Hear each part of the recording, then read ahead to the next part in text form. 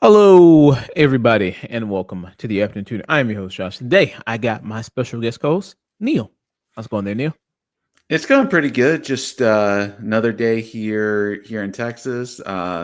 Trying to think of what to do for Thanksgiving, but enjoying life. How about you? Pretty good, man. Doing well there. Shutdown's over. Got that going on. So, Yeah. uh, Hopefully something good will come from it. yeah, Hopefully. hopefully there. Hey, Vine is back.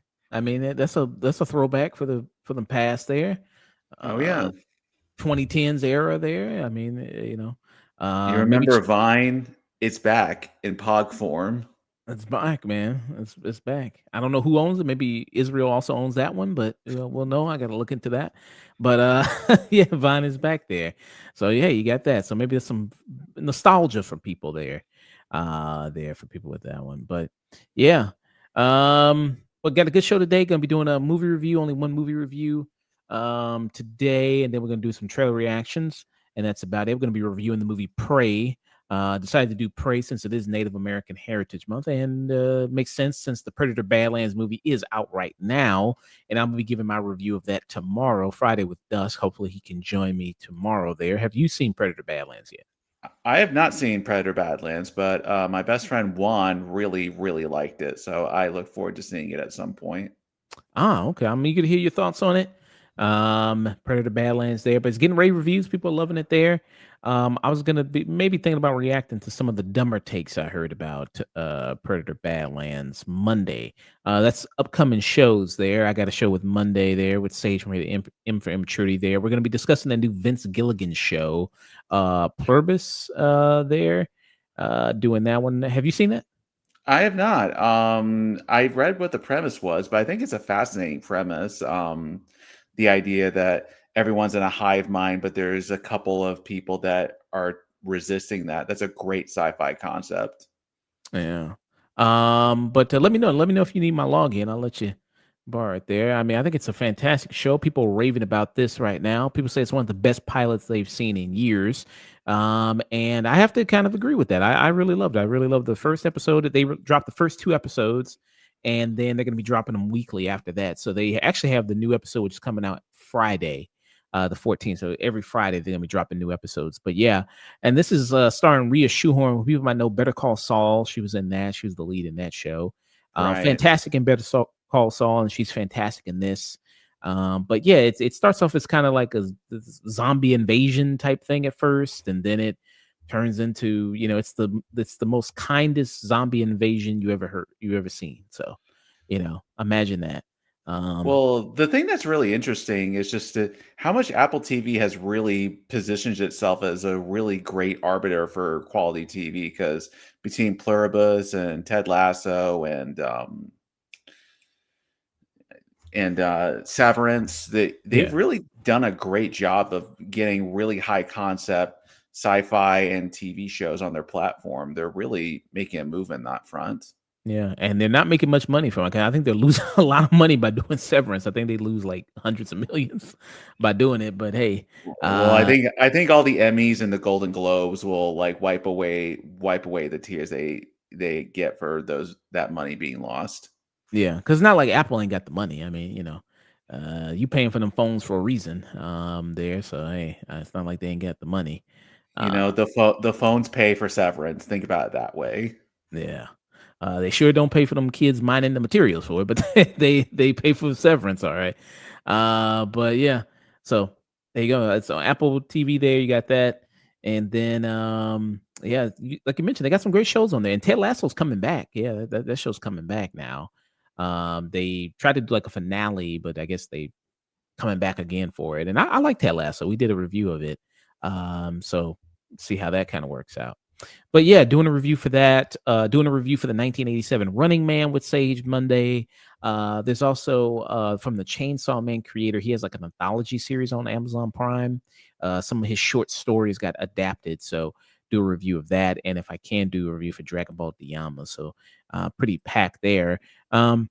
News wise, an announcement, video game wise, dropped there. Have you seen that Steam console? Have you seen that? I did, yeah. I'm not much of a PC gamer, but the console looks really neat. It looks like a really nifty piece of hardware. Yeah, they announced that like yesterday, a couple days ago. There, this console version, basically of the Steam, Valve kind of library. There, they have, and yeah, no price yet, no release date yet, but it's early 2026 is what they're kind of looking at right now.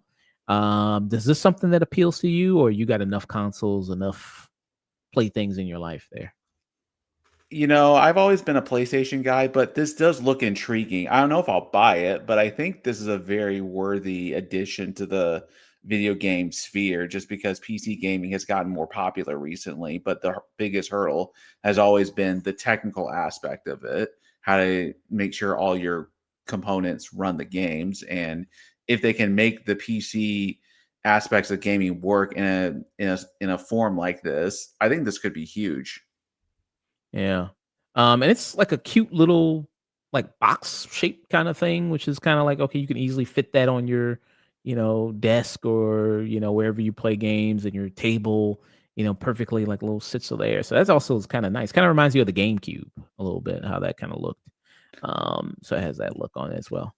Well, the biggest selling point is not only gonna be just the convenience, but also since Steam has such a huge library of, like, old and new games, this could be a potentially a great backwards compatible gaming alternative to piracy or just relying on re-releases of old games, so I think this has quite a bit of potential in hindsight.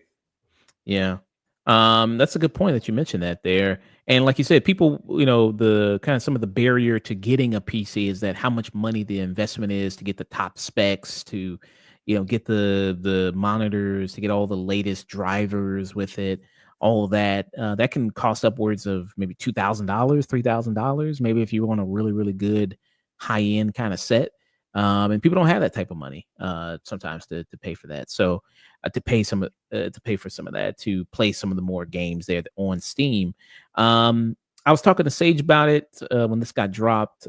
He guessed the price would probably be around maybe 500, 600. What are you thinking?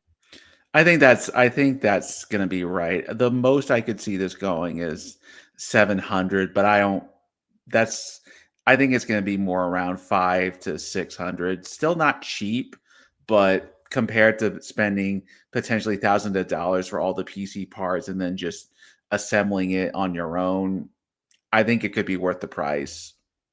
Mm, yeah.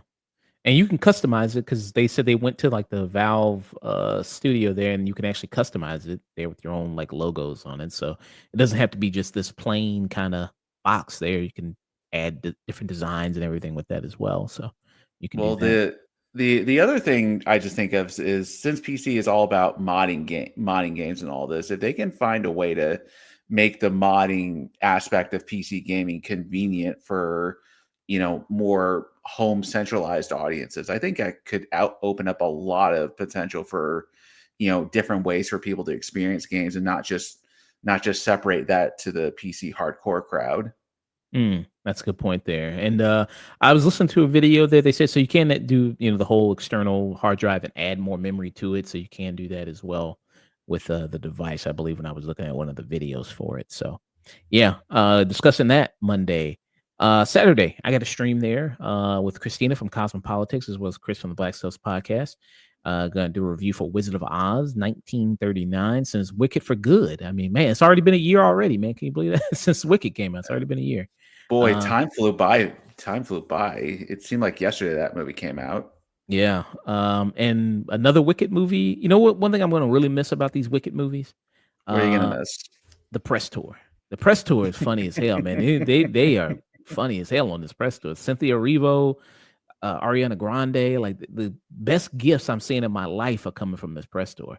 It's pretty amazing. I'm gonna miss that. Um, Yeah, Ariana Grande in particular is a very funny person. She does great impressions and just has a real talent for comedic timing.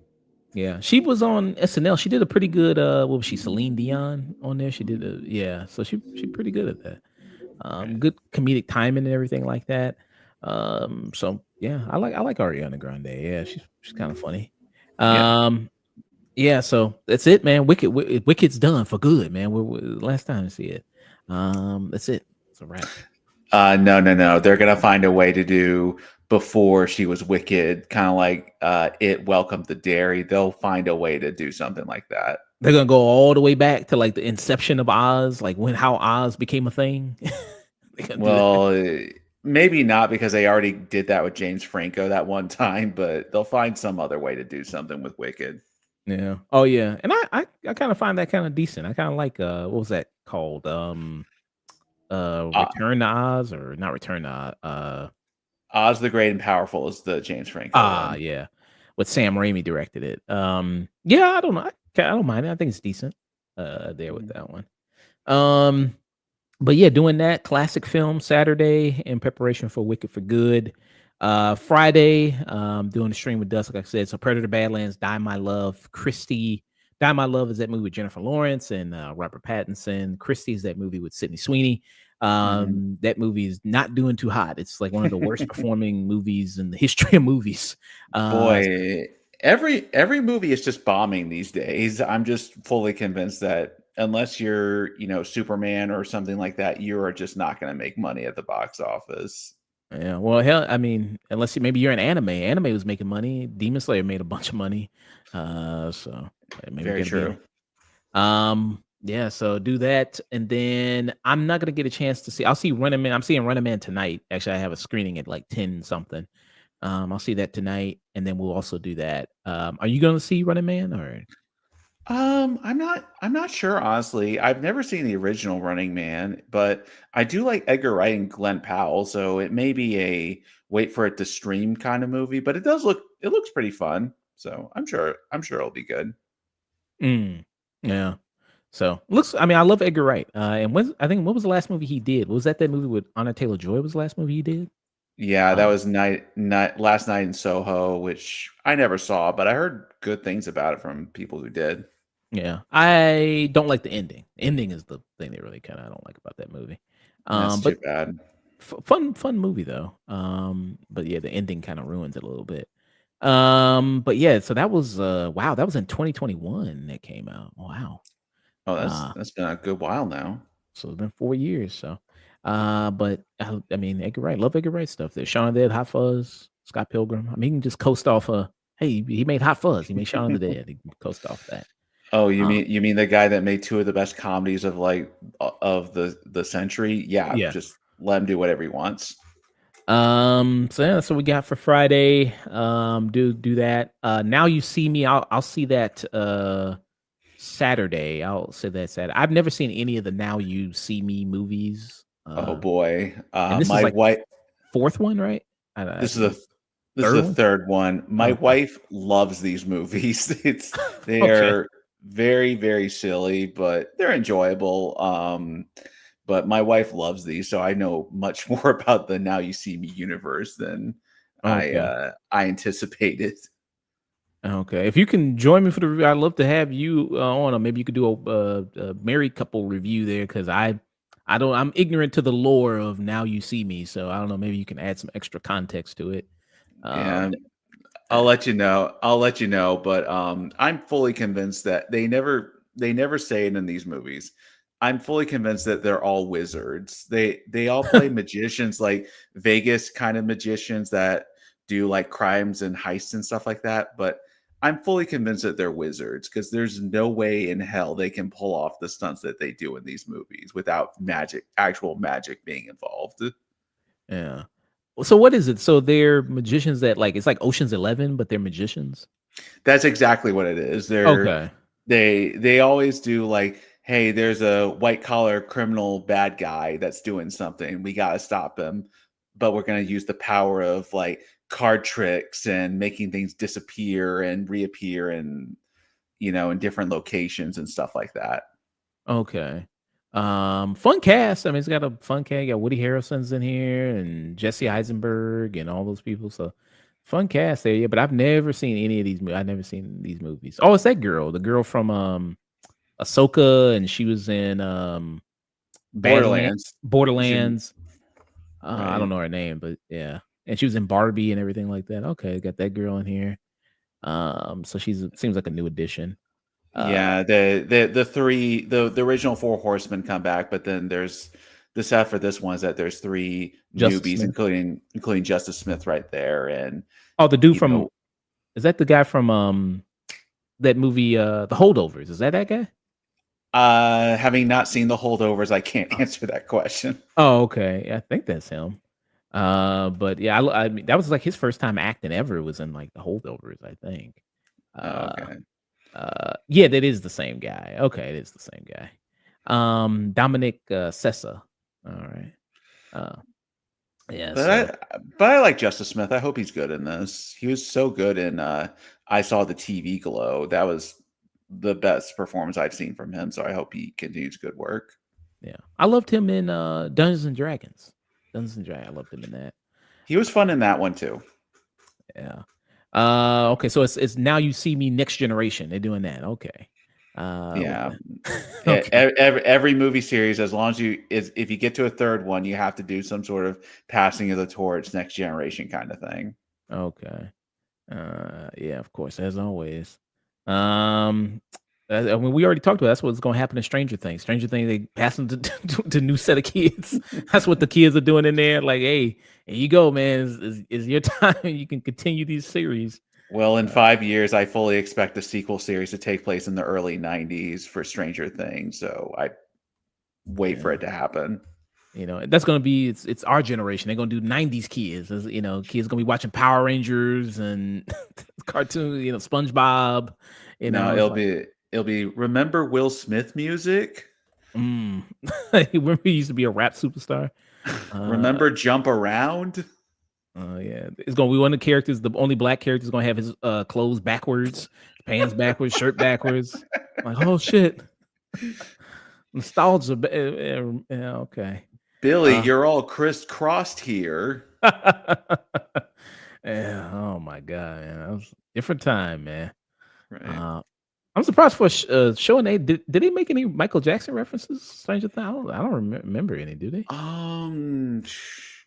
I think someone wore a Thriller jacket and a Halloween costume, but it might have been like a background character or something like that. I think. Oh, was it that, or was it Steve who wore a Thriller jacket? I can't remember. I Uh, that sounds pretty familiar because the main kids all dressed up as Ghostbusters, of course. and Yeah, yeah. I typed in Stranger Things, Michael Jackson. I'm just getting how that the one dude that's Nancy's boyfriend looks like Michael Jackson. That's all I'm getting. oh, That's all I'm okay. getting. I Uh, might misremember that, but I thought someone wore a Thriller jacket at some point. yeah, maybe they did. I mean, you gotta watch the whole thing, man, in preparation for season 5, man. Get prepared.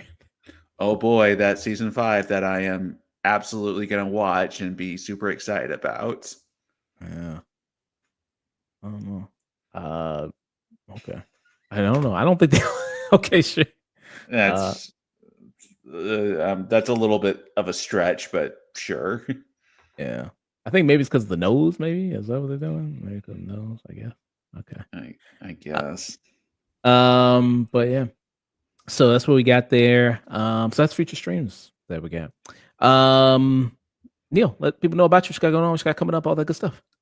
Well, I am just doing movie reviews both on Afternoon Tune and One of Us right now, and you can find me on Letterboxd, Instagram, Blue Sky, and the PlayStation Network at Daft Neal, DAFTNEAL, where you can and on Letterboxd you can find me and argue about my movie taste and tell me how wrong I am about liking certain things. Or you can join me on the PlayStation Network to play me in Street Fighter 6 or Absolum, which is a fantastic game. So I look forward to seeing everyone there. Yeah, this is your letterbox right here. Daft Neil. Correct. If people just type that in, they'll be able to see you right there. And Mhm. this is One of Us, oneofus.net. There they review everything you can possibly imagine there. They are reviewing it all on oneofus.net. TV shows, movies, Blu-rays, everything right here on. And the next review I'm gonna be on One of Us is gonna be for Hazbin Hotel season 2, so Okay. yeah. This looks interesting. I saw this the Colin Farrell movie there. This looks kind of interesting. It's on Netflix. Okay. Ballad of a Small Player. Okay. Looks kind of maybe interesting. Yeah. But they have the review up for Running Man. Chad Powers is also up there. So Glenn Powell week over there at oneofus.net. Boy, Uh one of the guys, Nathan Flynn, he's a huge Glenn Powell fan, so I'm sure that has something to do with it. I heard good things about this movie, Sentimental Value. Um, Yeah. Eli Fanning is in this movie, so I want to maybe check it out for her. I just saw her in Predator Badlands, so maybe I'll check this out for her Okay. there. So yeah. What was the last review you were on? I was on the Black Phone 2 review. I think I do about one review a month for Okay. One of Us, but I've done reviews for Twinless and Black Phone 2 for One of Us. Awesome. Okay. Very good there. But people can see you over here, oneofus.net. Great show there. And also Daphne on everything, Twitter, Blue Sky, all that good stuff. Just Daphne, type that in Yeah. and you'll be able to find them. Mhm. Awesome there. Go do these trailer talk there. We did trailer talk before. Clip is doing pretty well on YouTube talking about Michael Jackson. Yeah. So that's doing pretty well there. Well, I Uh, like talking about trailers, so look forward to it. all right. Which trailer did you have a preference for? We got Toy Story 5, we got Fallout Season 2, we got Super Mario Galaxy, the sequel to Super Mario. What's your flavor first, man? Let's check out what Woody and Buzz are doing. How has that proceeded? All right, yeah, sure thing. I mean, this is a quick one, only 50 seconds. So this is a true teaser. You know how sometimes Marvel will put out like a teaser and it'll be like 2 minutes long, and they're like, oh, okay, well, I guess this is a little more than a teaser, but okay. And I know some big. Speaking about Marvel, some big trailers are coming down the line because they announced that the Avengers Doomsday trailer is going to be attached to Avatar, so they did announce that. So I know that's going to be coming down the pipeline too. I would love to have you on to discuss that as well. Uh, I will be more than happy to do that. yeah. So let's check this out. A little short 50-second teaser for Toy Story 5.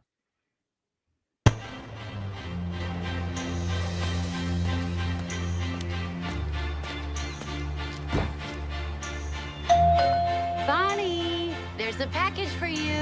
I was standing, you were there. Oh, it seems like he's got a girlfriend now? Okay. Right. I don't remember that in the fourth. Maybe it was she created it in the fourth one. Maybe it's been a minute since I've seen it, so maybe it got introduced in the fourth one. But I think this is a new character for the fifth one. I don't remember this character at all in the fourth one either. or it could be a sister. I don't know. Maybe she made them sisters. I guess sister and brother. Maybe. You were there. Two worlds collided. Damn, that's some good detail on Mr. and Mrs. Potato Head right there. That's some really good detail. Yeah, the animation, just from a purely technical standpoint, is astounding looking in this. You can see the pores of Mr. Potato Head right there. Wow, you can see the pores on him. Jeez. It's honestly kind of freaky how detailed the plastic is on the potato heads here. Yeah, nice. And they Yeah, Jessie. Yeah, she looks really great. Yeah. Mhm. Oh, thank you, thank you, thank you! Hi there, I'm Lily Pad. Let's play. There you go. And Woody and Buzz, we got them as well.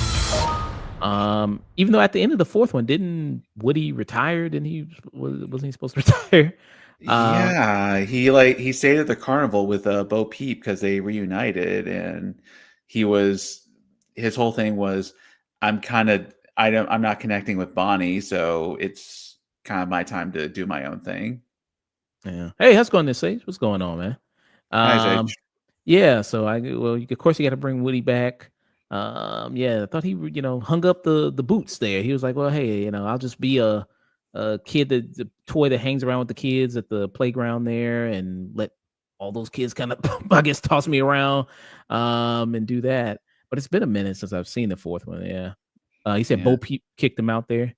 Uh, yeah. Well, unfortunately, Disney will never let Woody hang up the boots for good. They'll never let any of these characters hang up the boots for good. Mm. This is his Unforgiven. He's got to come back one last time, and he's got to come out of retirement. Hey, that's going to Hunter from the Real Pineapple. What's up there, man? What do you think? I mean, this is a short little teaser. What you think from this little short little teaser? I know it's hard, only 50 seconds. What do you think is going to be like the theme of this one here? If I had to guess, I think the theme is about sort of iPads and technology sort of replacing traditional toys as far as getting kids' attention and keeping that attention, which is honestly a pretty good concept for a movie, as kind of worn out as the Toy Story series is. It's a good idea for a long in development sequel. So I hope it's good because it's got a good starting point. Mm. Yeah. Yeah, that's what I'm thinking. Like, iPad kids, as they call them, kids just raised by screens. And she maybe gets sucked in by, they have one of those. I've seen kids with those before, those like tablets, like more kid friendly kind of tablets there. It'd be funny. I don't know. Miss Rachel should make a cameo in here. She's one of the people she's watching. That'd be kind of funny there. But yeah, I mean, it seems like maybe that's probably going to be a little bit of the theme kind of going on here. Yeah, these like little lily pad kind of things there. But yeah, and how much she's kind of gets sucked into it. She's not touching grass, you know what I mean? She doesn't know how to communicate with people anymore. She has less of an imagination. She's using too much of Chat GPT, something like that along those lines there. But I mean, like you said, I mean, even from this little 50, I mean, it's a 50-second thing, but gorgeous. I mean, the animation is gorgeous. The lighting, the how the plastic looks on these. I mean, really, really super gorgeous there.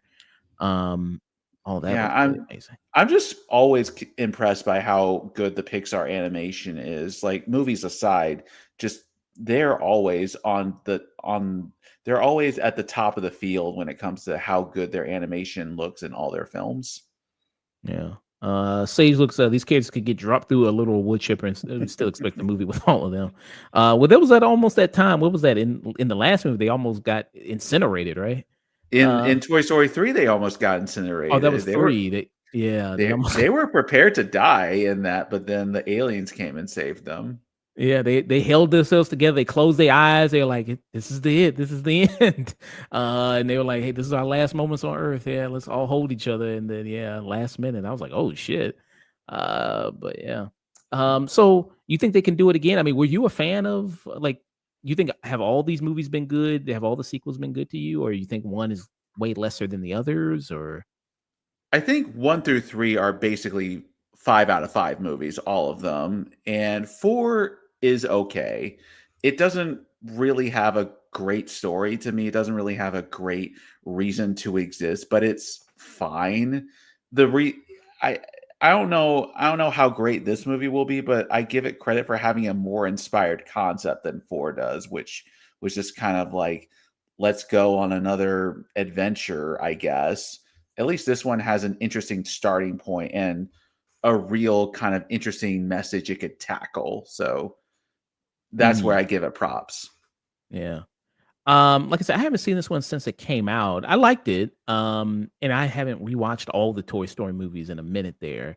But I kind of liked a little bit of the journey of, like you said, with Woody and him retiring, kind of, you know what I mean, of kind of going like, because in this movie, Woody was kind of like, he's trying to force himself on Bonnie. He's trying to force himself because he's always been the favorite toy.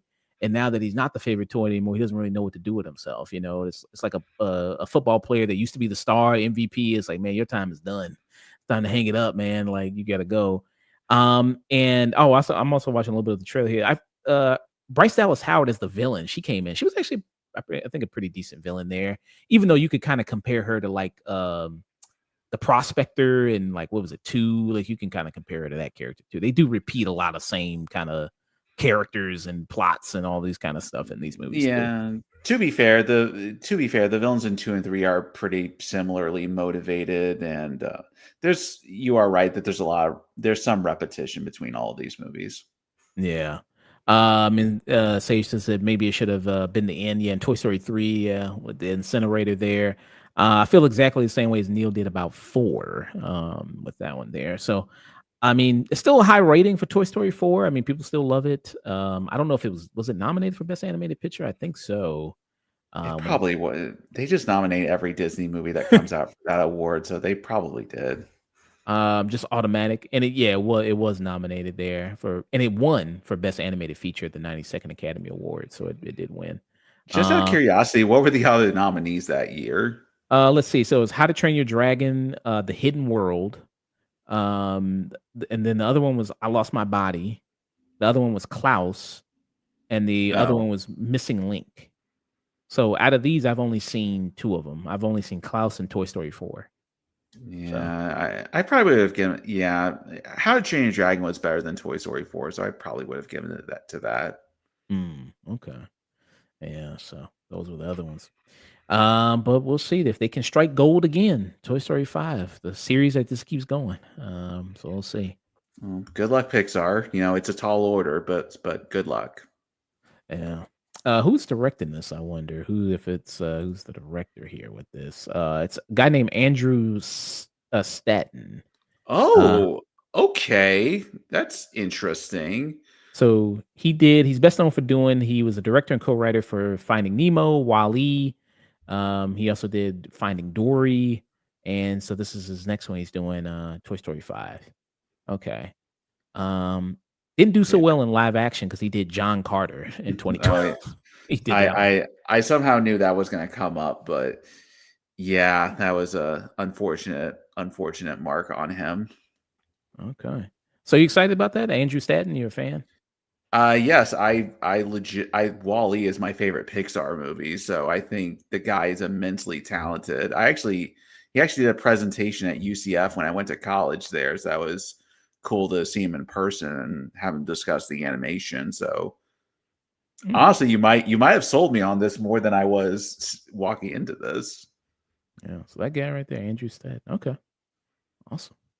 All right. Well, since we already talked about animation, might as well talk about Super Mario Galaxy. This is the sequel to the Super Mario film there. And Super Mario, I thought was okay. I thought it was all right there. Nothing super spectacular, but I thought it was fine. Have you seen Super Mario movie? My wife and I went to see that movie, and yeah, it was just very okay. I feel like I know it's Mario and there's not much of a story, but I feel like there could have been a better movie actually made with the Mario characters than what we got. Hmm. Do you think that's the best video game movie ever? No. What do you think is the best one? Okay, as far as as far as an adaptation, I think The Last of Us season 1 is still the best one.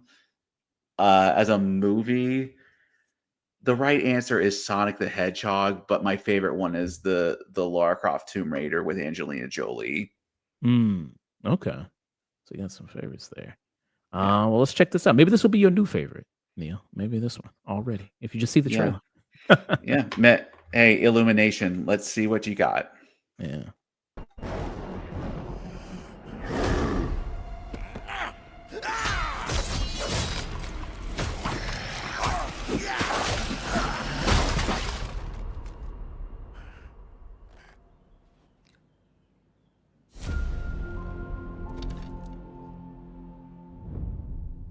Hey, big guy!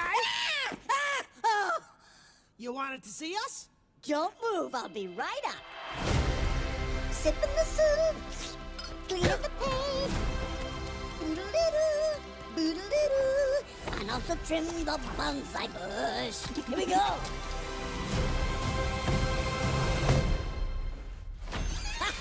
Hey, Luigi. What's up, Mario? Behold, I made a masterpiece for Princess Peach. What do you think? Love the colors. It's trash. How dare you look at my masterpiece and say that?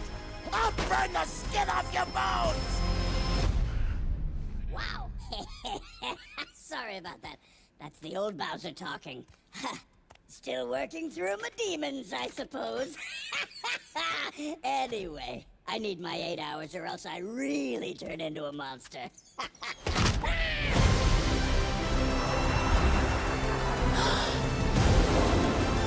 Are you just impressed with the animation as you were with Toy Story, or? Um, it's not as good from a technical standpoint, but I like the art design. It's very fitting for Mario and the atmosphere of those games. So I think it matches the source material very well. Uh, Radiant Futurist, do you think they'll tease the inevitable Smash Bros. Movie in this? Hey, maybe we'll get a. You speaking about Sonic? Maybe we'll get a Sonic cameo. Maybe they'll do that. You know, everyone was joking about that when the first one came out, but I think it's a very real possibility. I don't know if every single Nintendo character will be in it, but I think it's a very real possibility.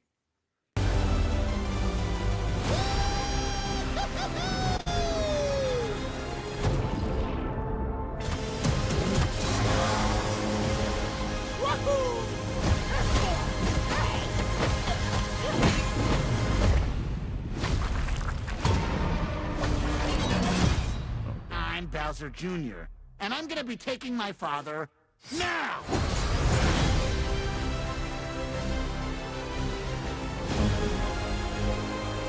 Have you played the game Super Mario Galaxy? I have. It is the best Mario game that's ever been made. It's just incredible. So I really like the theming of the Galaxy for this movie. I think it could work really well. Have you played Galaxy before? No, I have not. Okay. And that's a big new character here introduced there. Right there, Rosalia, right? Is what her name is? Right. Yeah, Princess Rosalina. Princess Rosalina, you're coming with me.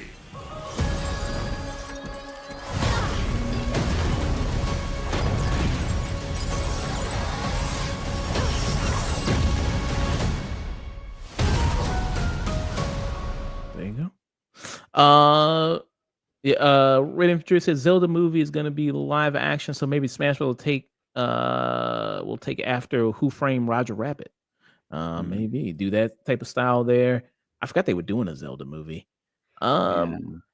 So you playing Super Mario Galaxy? I mean, what do you think the plot's kind of gonna be here? Like, what's kind of gonna go on here in this one? Okay, so Bowser still is captured, I guess, from the end of the last film. If I had to guess, something's going to happen in in Rosalina's galaxy, and it's going to come to Earth and set off a whole bunch of shenanigans with Bowser and stuff. And Mario and the gang are probably going to have to help out to solve everything.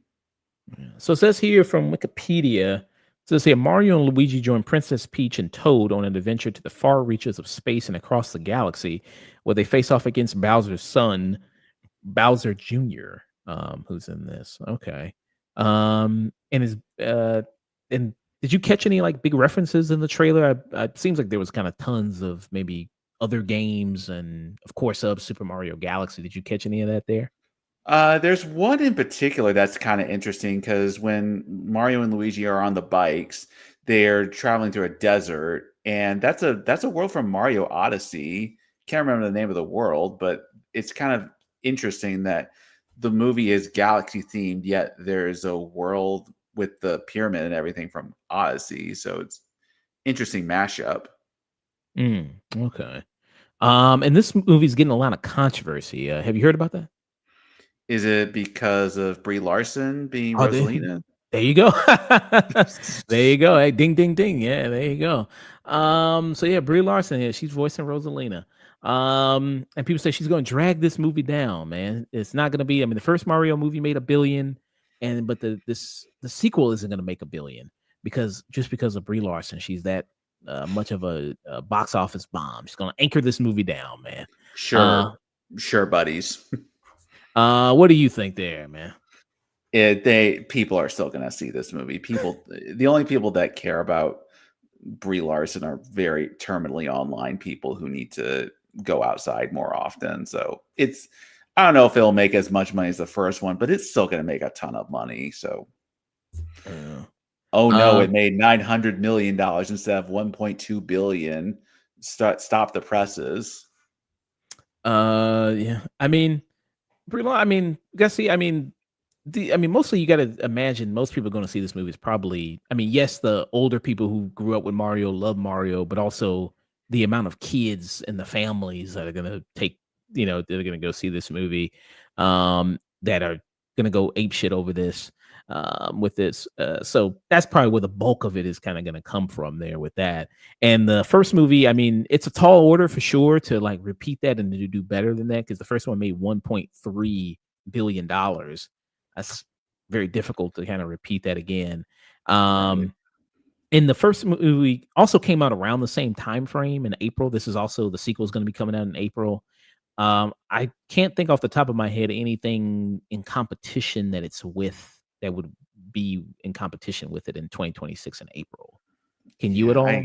no, I mean, the only thing I can think of is whenever Avenger Doomsday comes out, but that's going to be a different audience, and this is going to clean house with like families and just moviegoers in general when it comes out.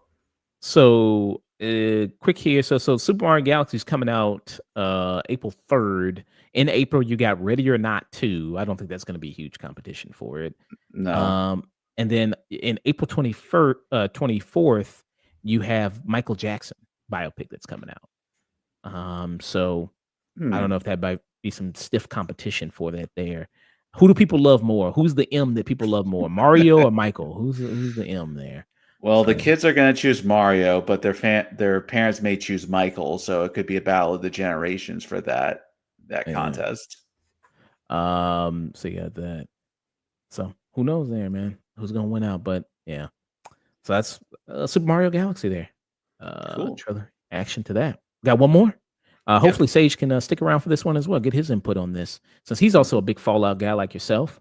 And get his thoughts on that. And to Hunter there, I forgot to respond to this message. I will be winning in fantasy this week.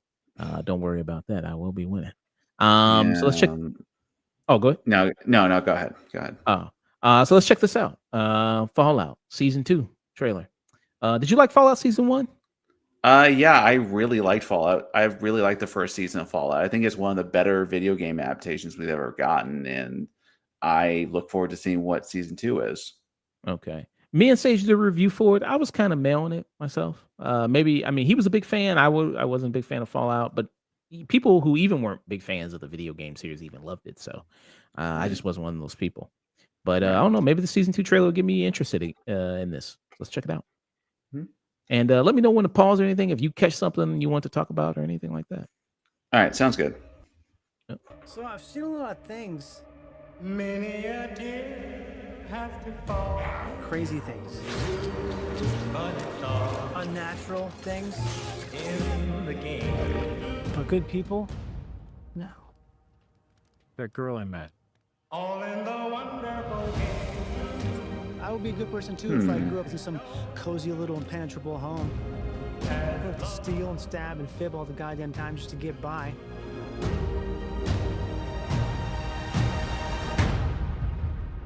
What exactly is it you plan on doing once we find your daddy? Gonna bring him to justice. So people know that how they conduct themselves matters. And they don't give up hope. The stuff we fight for. Pause. Okay. So, like 2 seconds ago, there was a flag for the New California Republic, and they've said pretty explicitly that this is the New Vegas season of the show, and New Vegas, to me at least, is the best Fallout game. So I'm very excited to see stuff like the Caesar's Legion, the New California Republic, and eventually New Vegas, and how that translates to this show. Okay. Hope. The stuff we fight for. Story has it you used to believe in those things too. I wastelanded for 200 years. I've kept myself alive for one reason. To find my family.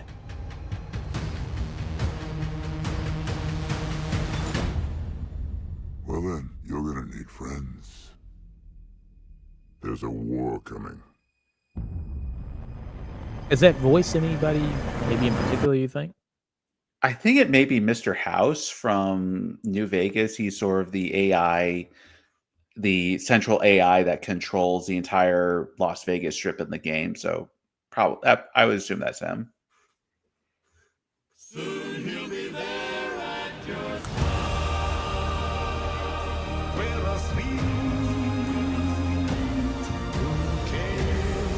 understand we're discussing the Civil War?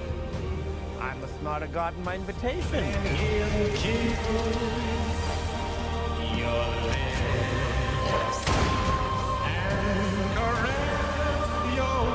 And would that be Mr. House right there? That would indeed be Mr. House, and Okay.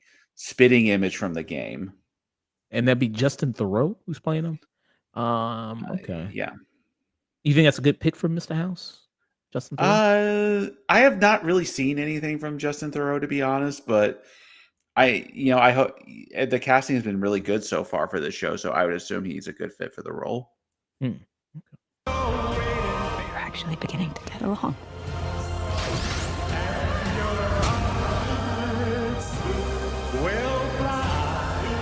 You got Macaulay Culkin, and that was a big thing with this season. Hey, Home Alone is in this. Okay.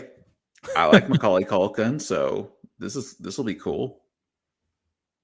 I don't know what's spitting on him or what that's supposed to be. I don't know.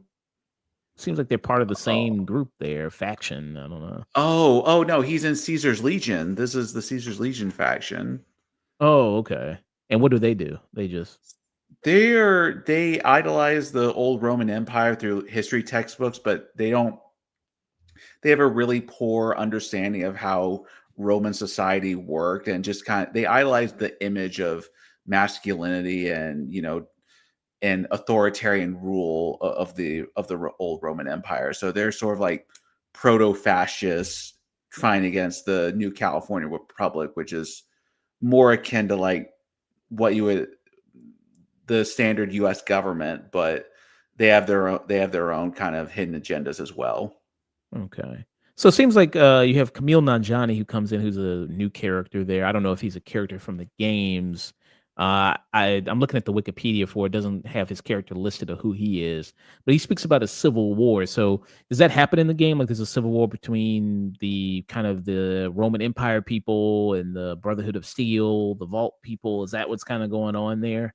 So in New Vegas, it's Caesar's Legion and the New California Republic who are trying to fight over control of the Hoover Dam, and the Brotherhood of Steel, if I remember this correctly, they're kind of a neutral party. They end up just siding with whoever wins, just so they can like take credit for helping out, even though they didn't.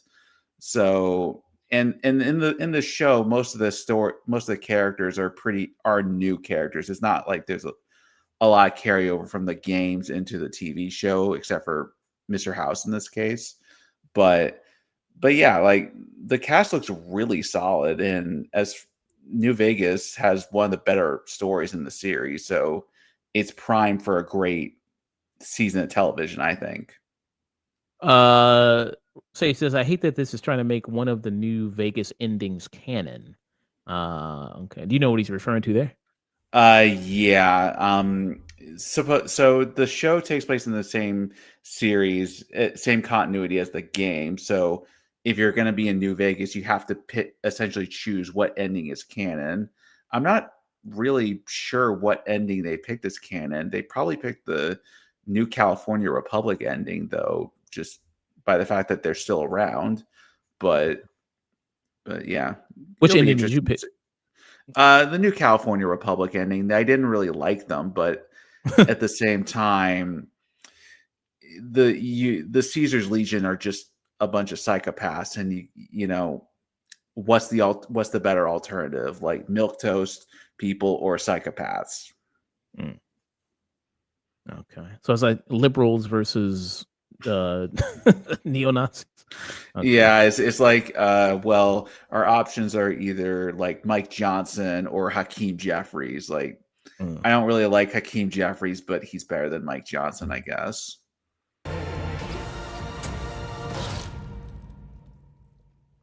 Try again.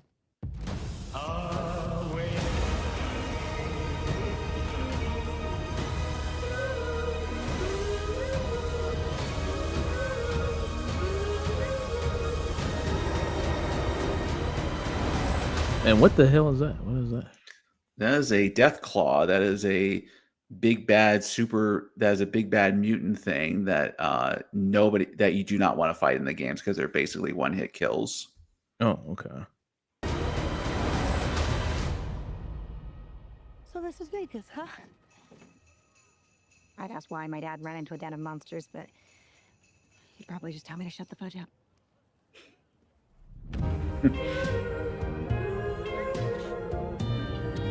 December 17th. Of course, Prime. So he says one of the reasons I hated the first thing to begin with was how badly it interfaced with the first two games. Yeah, he did talk about that. A lot of continuity stuff. Him and Ulysses there that they had a problem with from the games there. Did you have any issue with that? I mean, obviously, it didn't ruin your enjoyment of the first season. Yeah, it is kind of weird to rationalize how the show and the games take place in the same universe because, like, I couldn't name the continuity issues, but I knew that there were at least a couple that were just like, well, wait a minute, like this doesn't really add up. But I kind of look at the first season sort of like a Last of Us game to Last of Us. I compare the first season to the Last of Us TV series because it mostly lines up, but there's a couple of key differences. So the less you try to rationalize how it takes place in the same continuity of the games, the better you'll be. Okay. So it seems like everybody's got a mission. You have Ella Purnell there, who her mission, get her father, bring him to justice. Okay, you got that. You have Walton Goggins, who's the ghoul. His mission is, okay, he wants to get to his family, finally find them.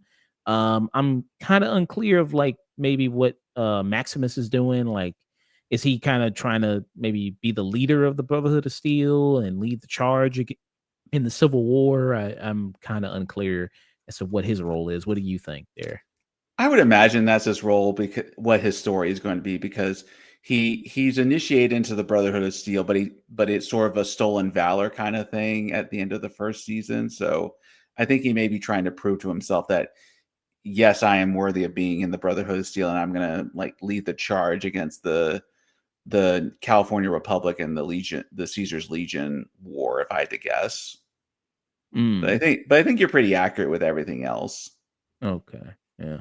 But are you hyped? Are you excited? Season 2? Yeah, I'm excited. I think the first season was a very good adaptation of the game, and just a really good sort of kind of punk sci-fi comedy in its own right. And I think this will continue that tradition. So I'm very excited about this. Okay. So the trio is back. You see the trio back there that you have. All right. So that was our thoughts. Season 2 trailer, Fallout. Yeah. We got this movie review, and then that's it. We're gonna be heading out. Cool. All right. Let me cue up this. Get my notes, everything like that for this. Got my notes too. All right. Good to talk about Prey. Man. Is it better to be the prey or the predator? I'm gonna say here. That's what they say. We shall see. All right.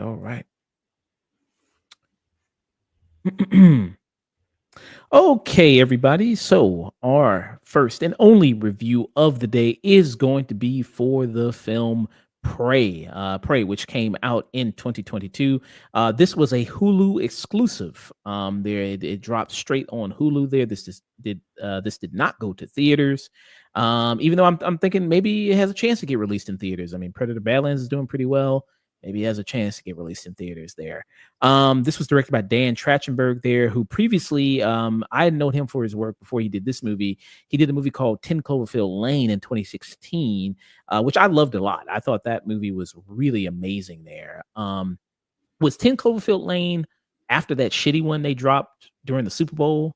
That was before. 10 Cloverfield Lane was the second one, and then Cloverfield Paradox was the Super Bowl one. Oh, okay. Yeah, that one sucked. But he did the great one. He did the 10 Cloverfield Lane one that was really amazing with John Goodman in there and Mary Elizabeth Winstead.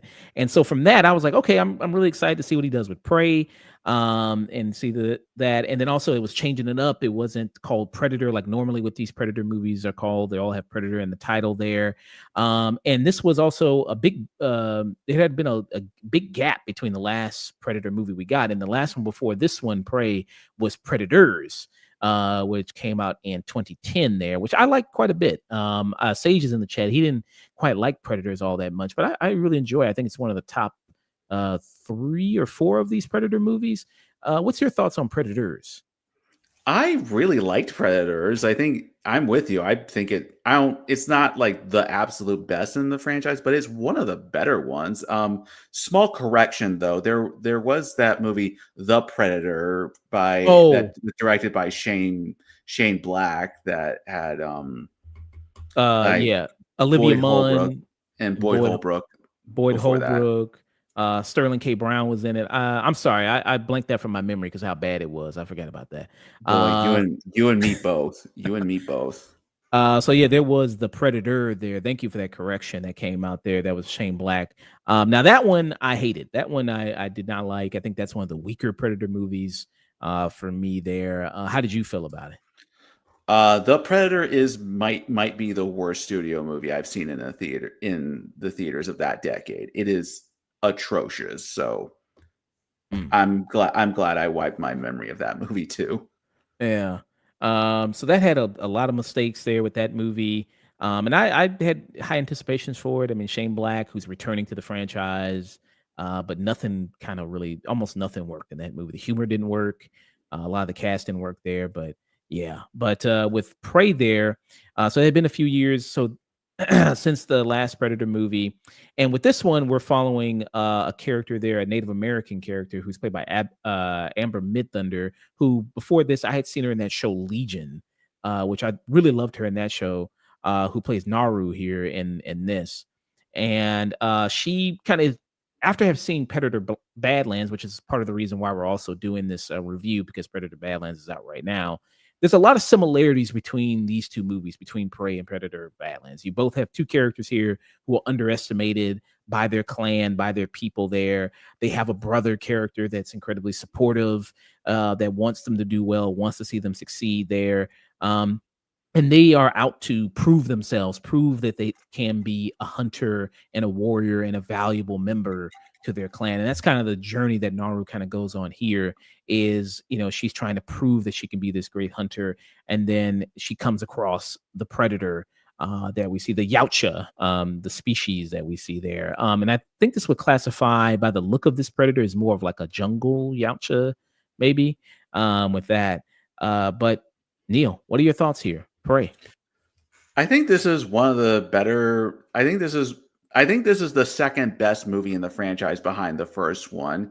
It's a really interesting movie in that it's an action movie that actually feels like a hunt because you're in nature all the time. There's not a lot of fancy camera work or lighting or scene composition. You're just stuck in the nature and in the elements with all these characters, and it is a true fight to the death between Naru and the predator and all the other enemies they encounter. It's a really engaging action movie and really quite unique in the genre because of just how naturalistic it feels and how desperate the whole situation is.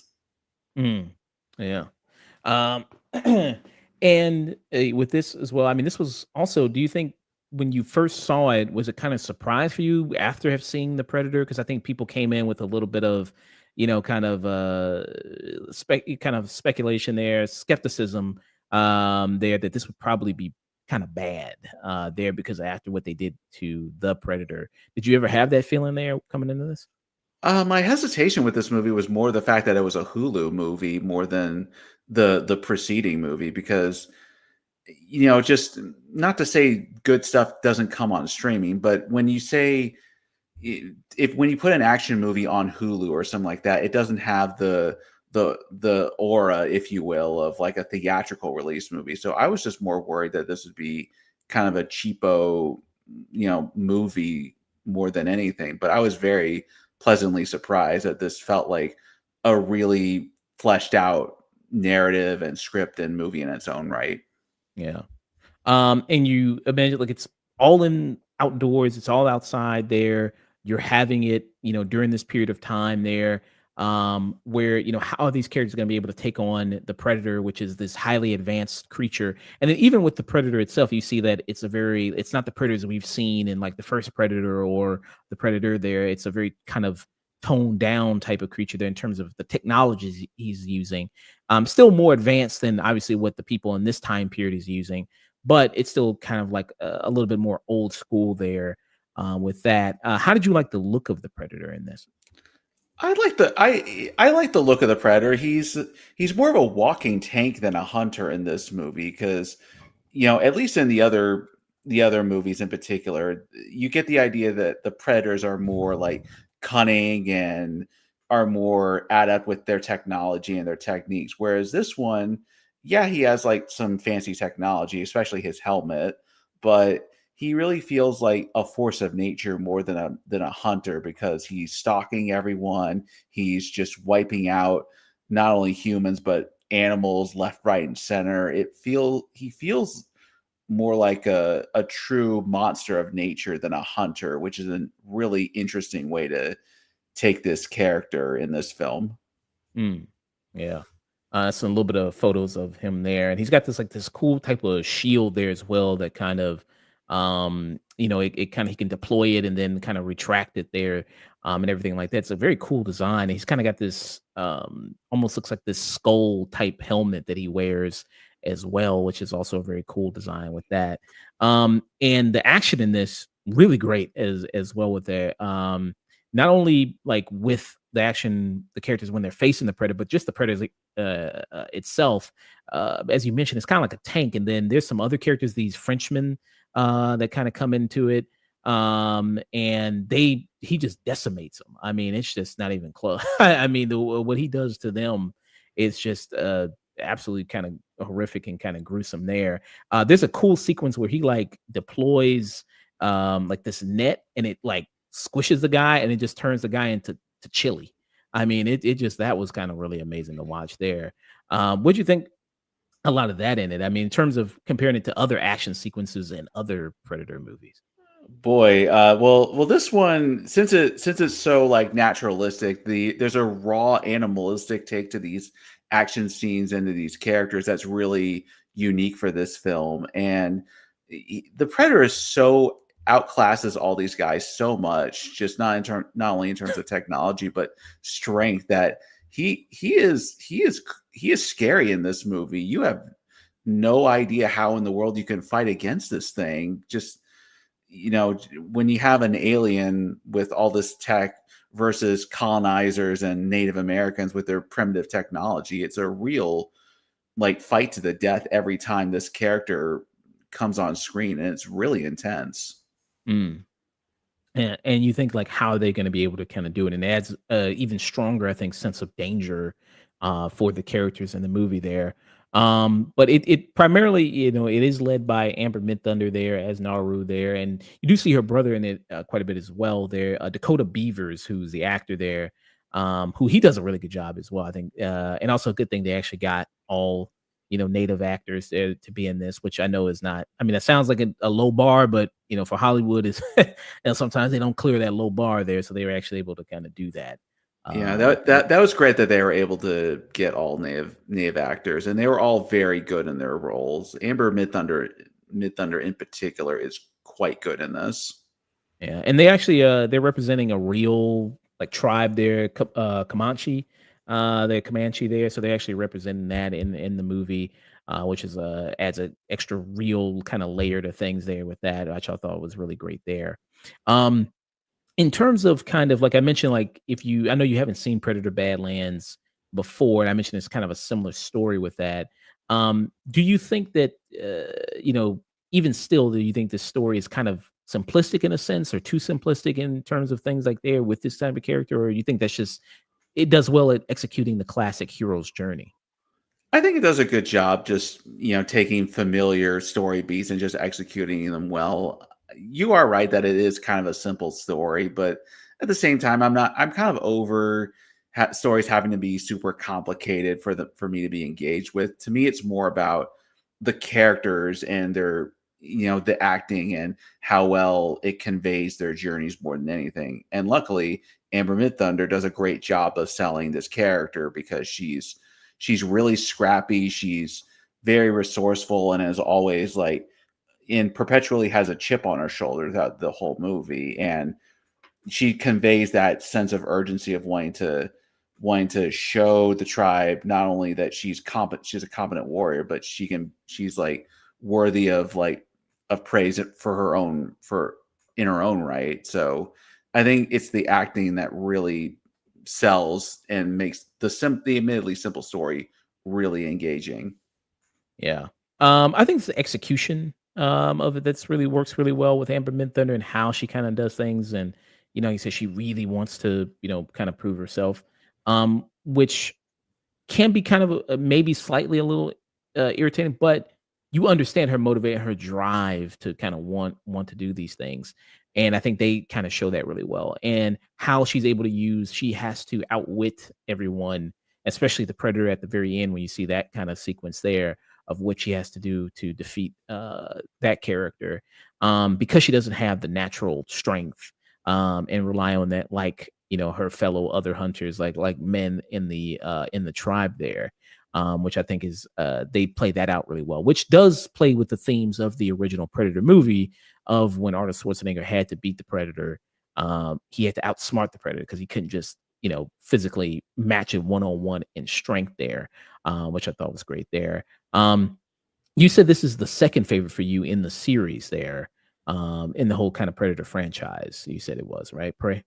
Yeah. I think it's the first one, then Prey, then Predators, and then 2, and very distant last place, The Predator, the 2018 film. And there was also another Predator movie that dropped on Hulu, Killer of Killers. Curious, did you ever see that one as well? I never did.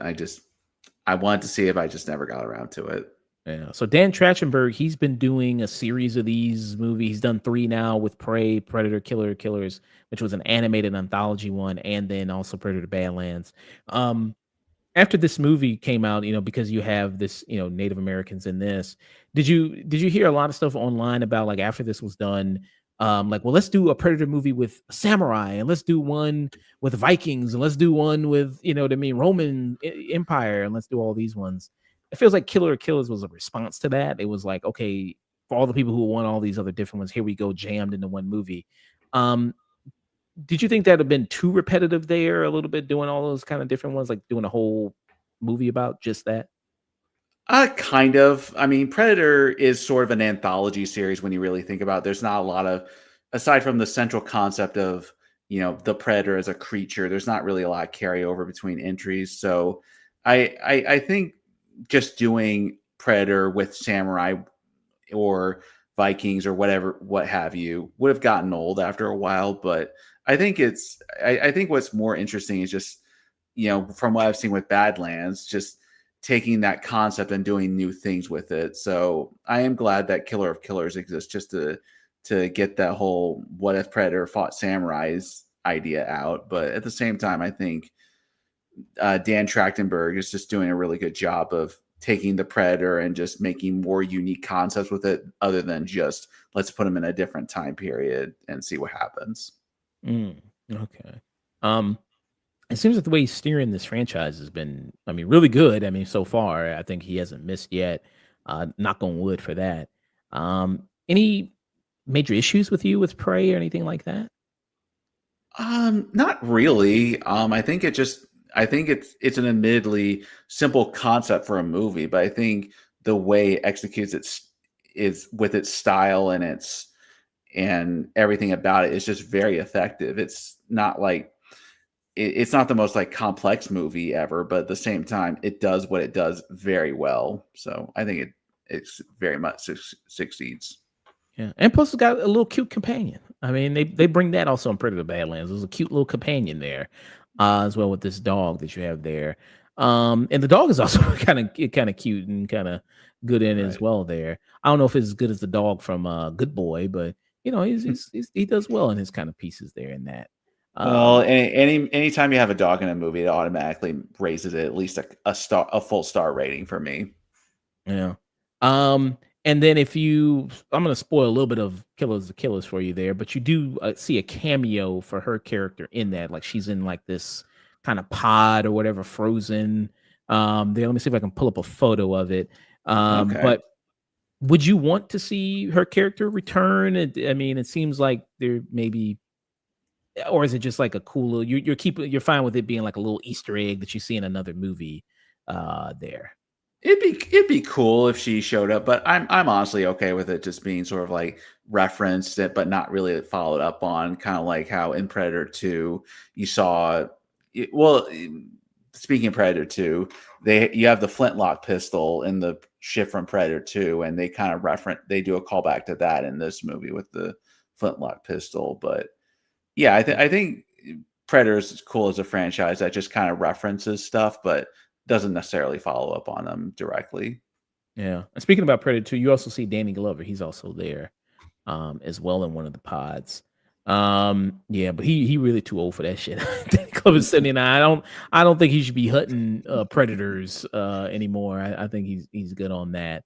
Get Schwarzenegger back to hunt the predator now. Yeah, get him. Yeah, maybe his heart can take it. Arnold there. How old is Arnold now? Like, oh damn, he's 78. He just almost as old as Danny Glover. Wow, 78. Boy. But yeah, so I mean, like I said, I think I'm fine with it being an Easter egg. Like you said, I don't think I need a whole big team up movie. Some people are kind of pitching that, like, oh, let's do a team up with her and Danny Glover and the characters from Predator Badlands, and they take on some predators and xenomorphs. And I'm like, okay, let's not Marvel Avengers this shit now. Like, I know Disney owns it, but I don't think we got to do all that. Yeah, that's why I'm okay with it being an anthology, just because like you don't want every series to become like a let's get everyone who's ever been in every movie with us back to do something. Like sometimes it's just cool to do one-off stories that just take place on different planets or different time periods, or just kind of do its own thing whenever it shows up. Yeah. Some of the weaknesses of this movie, I think Prey has. I think the animals don't really look the best. Like there's some stuff with like there's like a bobcat in it that I don't think really looks very good. The bear that's in this, it also kind of looks a little shaky there somewhat, but I don't think it doesn't break me out of it too much. I don't think the bear is like, it don't look as good as the bear in the Revenant or something like that, I guess, but it's kind of okay, I guess. Yeah, That's some of the things. You are right that CGI is not the greatest. I mean, granted, this is a Hulu budgeted movie, so it's not like they're gonna have like Avatar mooning or anything like that. But yeah, the bear does not look as good as it probably should. But at least the scene he's in is good. Yeah. And this is a scene right here that you kind of see it there. But yeah, I mean, some of the animals and stuff like that don't really kind of look the best there with it. But you can tell, like when the Predator, like which is the main kind of special effect there, they do a good mix of visual effects and then practical stuff with that, obviously, that they've done before in the past. So that doesn't break you out too much. But yeah, like you can just tell, like that's just so not looks very good there. And you got that with it there. But yeah, I mean, other than really that, I really enjoyed it as a movie. And I really enjoyed Prey as a film. And we reviewed it back when it came out when it came out on Hulu, and I was very positive on it. And I'm still very positive on it. I still think it's one of the better Predator movies there. I think, yeah, along with you, I'd rank it second among my favorite of the Predator franchise there. Do you think the Predator franchise is better than in all the total movies there? Do you think it's better than Alien? Honestly, yeah. There's only one truly bad Predator movie, but there's at least 3 bad Alien movies. So just by process of elimination, you kind of have to give it to Predator. So yeah. I'm more of a Predator fan, I guess, than Alien. But yeah, just by sheer tally, it has to go to Predator. Yeah. I mean, Alien's got a lot of bad ones. I mean, I haven't seen Alien 3. Everyone tells me that's always really bad. And Alien 4, I haven't seen. Everybody tells me that's pretty bad.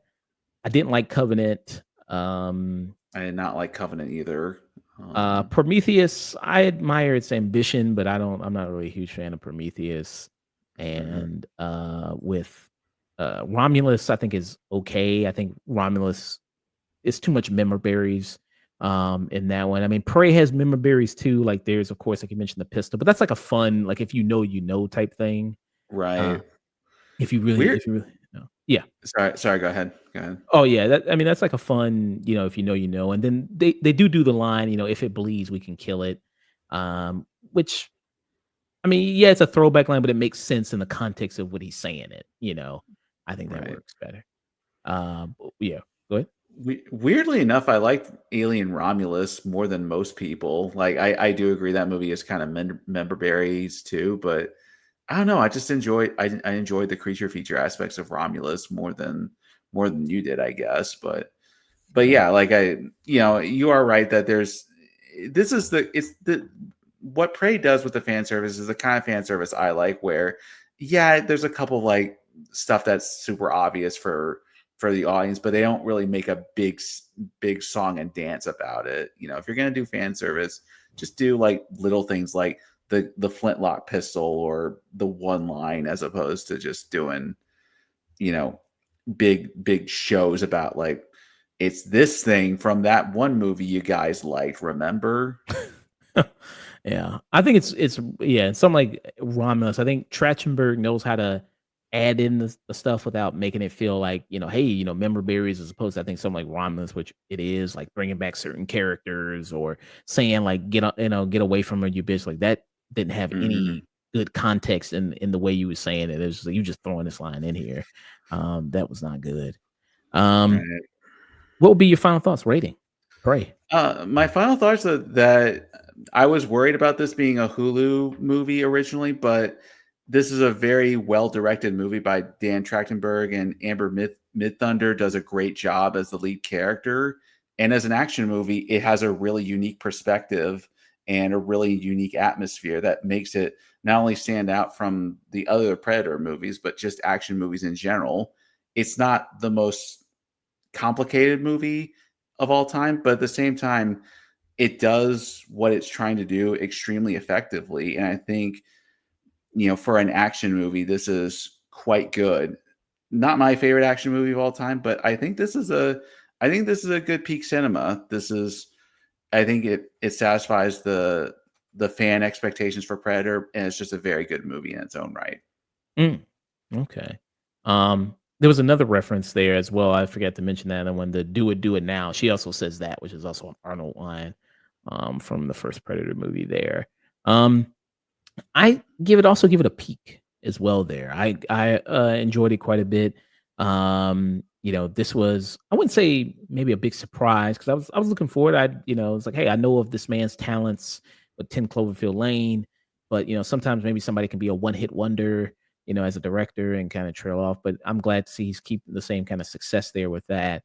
And yeah, I really greatly enjoyed this movie, and I've greatly enjoyed pretty much everything so far Dan Trachtenberg has done with the Predator franchise. And I like that, even though very familiar story with this, still is able to add kind of new things and new kind of flavor to it, and keep advancing the Predator franchise. Not the same old thing over and over and over again. And even with Predator Badlands, he was like, I mean, I'm trying to create new things here and not just the same thing. It's like, man, if only you could be there for when Star Wars when they were first getting Star Wars. Maybe if you could only done that, man.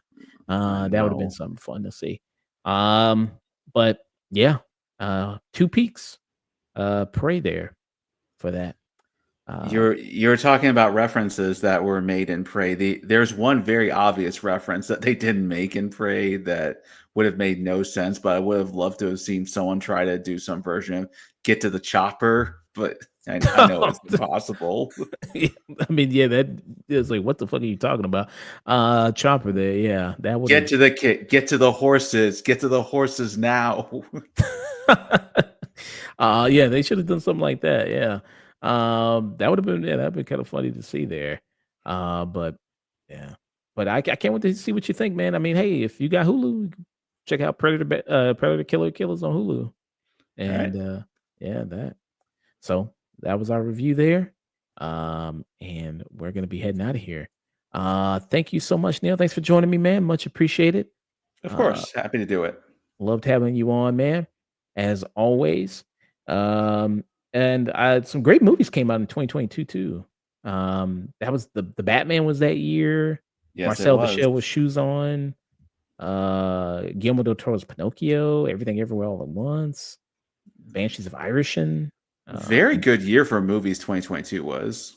Northman. Oh yeah, this was a pretty good year. For movies there. Okay.